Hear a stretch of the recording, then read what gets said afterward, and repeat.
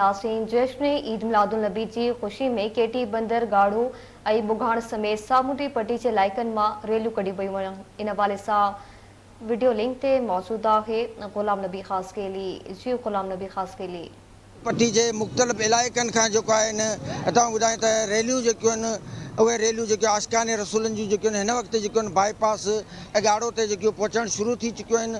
जॾहिं तव्हां ॿुधायूं त हे रैलियूं जेकियूं आहिनि पंहिंजे रवायती रस्तनि तां थींदे थींदे जॾहिं त केटी बंदर शहर में पहुचंदियूं जिथे नाले वारा आलिम जेका आहिनि प्यारे आका हज़रत मोहम्मद मुस्तफ़ा सल्लल्लाहु अलैहि वसल्लम जे शान में जेको आहे ॻाल्हाईंदा। जंहिंखां पोइ तव्हांखे ॿुधाईंदो हलां त हिन रैलीअ में ख़ासि करे जेके सिक्योरिटीअ जा इंतज़ाम जेका आहिनि उहे पिणु सख़्तु कया विया आहिनि ऐं रैलीअ जे लाइ मुख़्तलिफ़ हंधनि ते जेको आहिनि ॻाढ़ो बाईपास बगाण ऐं ॿियनि शहरनि में जेको आहिनि सबीलूं जेकियूं आहिनि उहे पिणु लॻाई वियूं आहिनि। जॾहिं त हिन वक़्तु हज़ारनि जे तइदाद में माण्हू जेका आहिनि उहे बाईपास ॻाढ़ो ते मुख़्तलिफ़ गाॾियुनि में जेके आहिनि पहुचणु जेको आहिनि शुरू थी चुका आहिनि ऐं कुझु ई देरि खां पोइ इहा रैली जेकी आहे केटी बंदर तरफ़ जेकी रवानी थींदी। जॾहिं केटी बंदर में पहुचंदी त उते आलम सॻोरा ख़िताबु कंदा, जंहिंखां पोइ इहा रैली जेकी आहे ख़तमु थी वेंदी।